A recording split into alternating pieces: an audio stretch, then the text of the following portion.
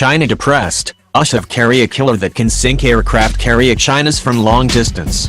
As China's naval power grows, the US military is stepping up its ability to sink enemy ships, firing missiles from land and at sea. The Army and the Marines are both looking at striking ships from shore batteries at extended ranges, while the Navy is arming its submarines with ship-killer missiles for the first time in many years. Determined to deploy these capabilities quickly, the Marines have launched a rapid program to develop long-range anti-ship missiles for mobile shore-based launchers.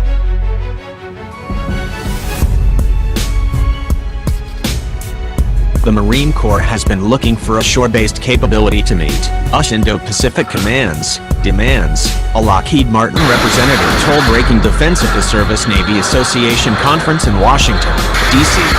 The Army is looking at this too, but probably on a different timeline, he added. The Marine Corps wants to get after this pretty quickly. He further commented that the Marines are looking at developing mobile launchers that can shoot and move very rapidly.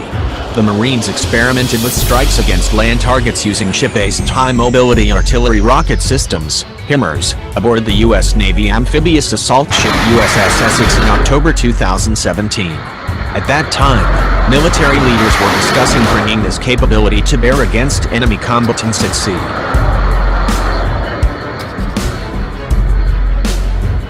During the Rim of the Pacific, RIMPAC, exercises last year, Army soldiers fired multiple rockets from the rocket artillery platform at the ex-USS were seen during a combined arms sinking exercise.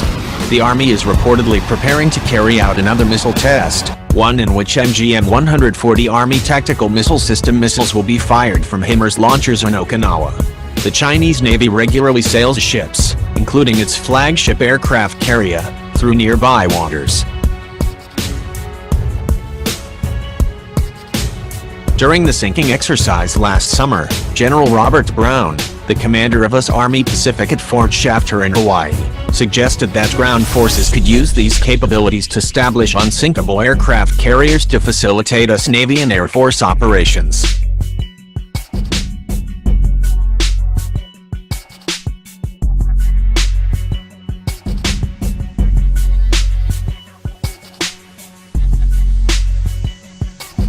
China uses threatening, long-range missiles to keep US forces at arm's length. Were a conflict to break out, the US would likely use long-range weapons like these at its military outposts along the First Island Chain, a defensive line that runs south from Japan to Taiwan and then the Philippines, to limit Chinese mobility.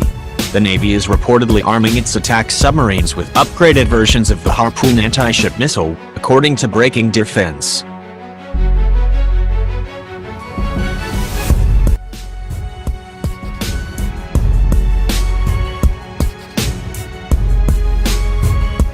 The focus on anti-ship capabilities at sea and ashore advances a strategic concept outlined by the head of Indo-Pacific.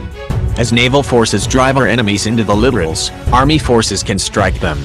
Conversely, when the Army drives our enemies out to sea, naval firepower can do the same, ADM Phil Davidson said after last year's sinking exercise.